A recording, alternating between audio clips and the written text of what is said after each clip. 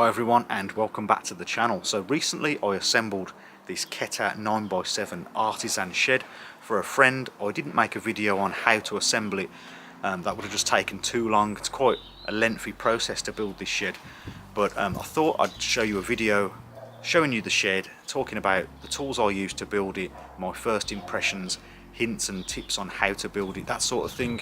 So if you're looking at buying your own large storage shed such as this one, you might find this video useful. So starting off with the manual then, there are 73 steps to go through in this manual, and I found it pretty good, I would say. Lots of illustrations. There is no description on how to do it, but there's plenty of pictures, and if you look closely at the pictures and you follow it carefully, you can get it right pretty much first time. So I think the manual is pretty good. So now let's talk about some of the tools that I used to build this shed. So you don't need many tools to build it. This is what I used. So I used some gloves just to protect your hands and to give you a better grip on some of the parts, because you can drop them and they're quite delicate until they've been assembled. So when they're in their singular form, they can really easily break if you drop them. So some gloves, there's some pliers there just to help with tightening up some of the bolts in the roof assembly, a screwdriver, a soft mallet to whack panels into position, that sort of thing helps to get things aligned without breaking them.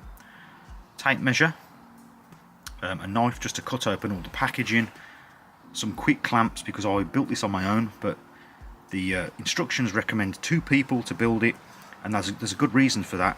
Some screws that you need to install, you need somebody to put pressure on the panels on the outside. So what I did was I used the quick clamps and clamped pieces of wood on the outside to hold them still so that I could screw from the inside. And I also used these clamps to help me to put the walls up initially, because when you put the first few up, the wind wants to knock them over. So if you don't have someone around, these clamps can help to hold things in place. And of course some knee pads. You'll be spending a lot of time on the floor assembling stuff up and down, so I think knee pads are essential. And the main tool that you'll need is a decent drill. I've got this little brushless Einhell 18-volt drill. It's really small, compact, and I actually built the whole shed on a single charge from a 2.5 amp hour battery. So a must-have, speeds everything up. You can set the clutch so you don't strip any screws, and it saves a lot of time. So here is the drill I used, an 18-volt, really small, compact drill driver. It's not a combi drill. And a tip for you is to put the torque setting, I had mine on about 9, but you need to experiment with your drill because it won't be the same. I put it on the lowest speed, torque setting about 9, and that way I don't strip out the screws and I can have the confidence to just drive them in, and then the clutch will stop when the tightness of the screw is enough, and there's no like extra speed ramming the screws in, because you don't want to be stripping out screws. So a small little drill like this is ideal. So here is a shot of the shed from the side. You can see it's got these nice textured grey panels that all slot together nicely. That works well. Just really need to make sure that they slot together nice and level at the top. There's pins that interlock them together, and I used like a soft mallet to whack them into place. And of course you need a nice level base. So you can see the skylight here, the roof, there's a pent roof that slopes down back towards the guttering at the back. And here you can see there's a little built-in ventilation system here to let fresh air through.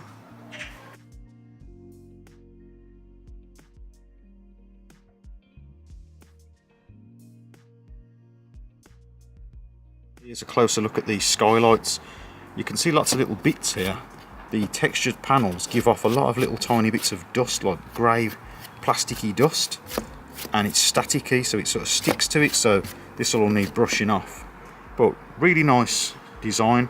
The windows are actually quite strong as well. As with building any shed, a level base is very important, especially with these flat pack style sheds.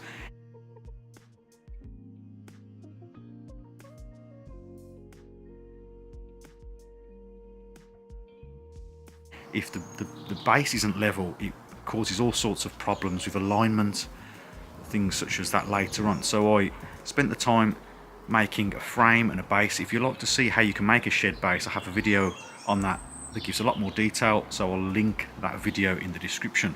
But I've used leveling feet. These slabs slope down into like a gutter over here, so they were about 4 inches or 10 centimeters out of level from one side to the other. So I've had to level it up on a nice solid base to start with. At the front of the shed you can see the threshold here. That's great if you've got it on a flat surface and you want to push a lawnmower in here. You can just push it over so you don't have to lift it. In this case it won't be used for that, so it doesn't matter, but it's a nice quality metal threshold there and double doors. Another thing to consider when building this shed is that you need space access all the way around the shed, because all these panels screw into the base. You can see these screws here, and it goes all the way around, so you need a good amount of space to get the screws in all the way around the shed. At the front it looks really nice. You've got all these skylights along the front with the double doors. I think it looks great, and you can change the orientation here. You can have the door over the other side, so this larger panel is on this side. So there are a few options to change the orientation at the front, but I think it's a very handsome shed. So now onto the door handle. It has a nice chunky feeling door handle. Locks the 2 doors in place. There's like metal bars on the other side that go into holes. Locks the 2 doors together, and it feels nice and secure. And here there's a hole where you can put a padlock in to secure the doors. Let's briefly just talk about the hinges. Nice quality metal hinges. You can see one at the top here, and there's one in the middle, and there's one at the bottom. So each door has 3 good quality solid door hinges, and they're attached into the metal framework with little screws that cut their own thread into the metal, so it's nice and tight and secure. So here is a closer look at the roof. These roofing sheets, they're plastic and they all interlock with some metal rails, and then the front fascia goes over to protect the from water getting in. So there's a nice plastic fascia all the way around, really ingenious design, and then the water flows down to the internal kind of guttering system built into the roof.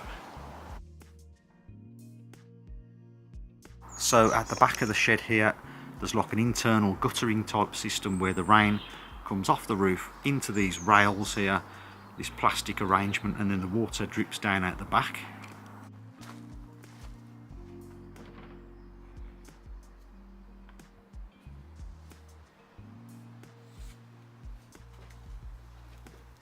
So this is the 9x7 version, and as you can see it's a pretty nicely sized shed. It's pretty big.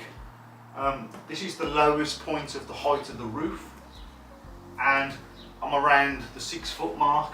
There's still plenty of room here for your head, and as you go up to the higher point, again there's plenty of room, and there's this nice central beam here that holds the roof up, and it's nice and solid, so plenty of room in here. From inside you can get a better view of the skylights. The light comes through from the front and the sides of the building. So in terms of like how much light the shed lets in through these skylight windows, it's okay. You can see what you're doing in here. The sun's kind of gone around, so we're not in direct sunlight here, and I can clearly see what I'm doing, but it could be brighter. It's not super bright in here at all, but I mean it's enough for you to rummage around and find what you're looking for. And I just think the design is really nice too. They just look cool. Another good thing about not having windows in the usual place is that nobody can sort of break in, because there's no windows, they're all up high.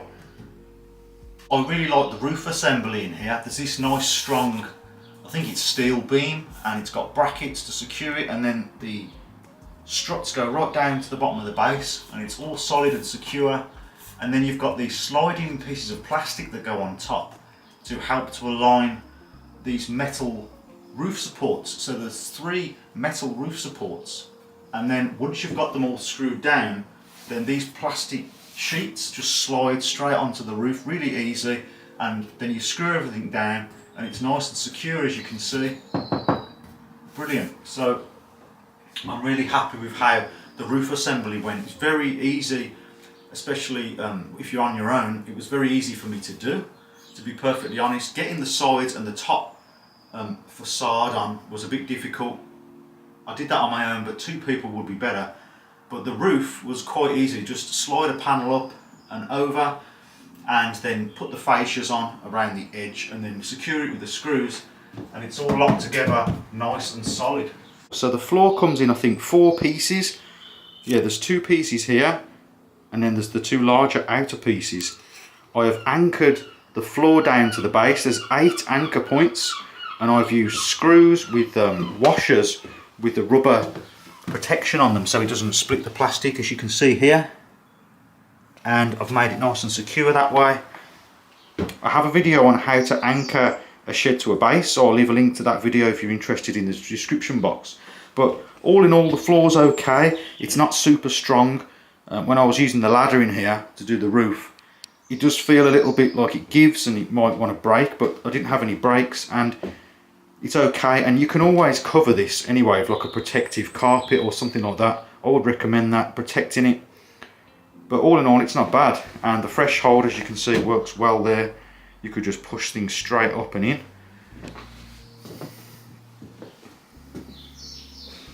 The door assembly, the 2 doors you assemble, you put all the pieces together. There's like metal to keep it all square and straight, and then you screw the doors into the metal supports in the framework. Very ingenious. And then you've got these 2 like rods here, and when the door shuts, they lock top and bottom to lock both doors. So I really like the doors. I was worried that it would be difficult to hang them, but it's very easy to hang them, and they line up nicely and they're secure, and they won't swell up with water because they're made of plastic. So I think they're pretty good. So I think something worth mentioning with the doors is that on the outside, when you close the door, you've got a nice handle, really easy to close the doors. But if you want to close the door from the inside, it's not as easy. There isn't any handles to grab, so you have to just kind of pull the door shut and then just twist this mechanism to shut yourself in. And I'm guessing that's because the shed is designed more for storage. It's not really designed for you to actually work in here with the door shut. It's designed for you to put stuff in here, then leave and shut the door on the outside and lock it. So it's a shame it doesn't have some sort of handle here for you to easily open and close the door. It's just something to know. It's not a big deal, I don't think. So the wall panels, they're pretty good. They've got like a double skin to them. They're quite thick. So I think soundproofing isn't too bad in here. It's not going to be perfect, but it's better than a very cheap wooden shed, I would expect. I like the texture, and they feel quite secure. There is a bit of give if you push them, but when they're all locked together, I think they provide pretty good walls, and remember that they're not going to rot like wood.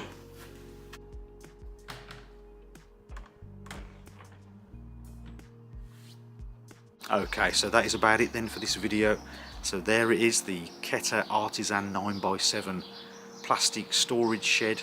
It's all built and ready to go. It hasn't suffered any rough weather yet, but I have high hopes for it. It seems like a nicely made, nicely designed shed. I was quite surprised with the ingenuity of the designers. Pretty cool shed, I think, and I think it looks pretty nice too. And it's not made of wood, so it shouldn't rot and it should last for many years to come.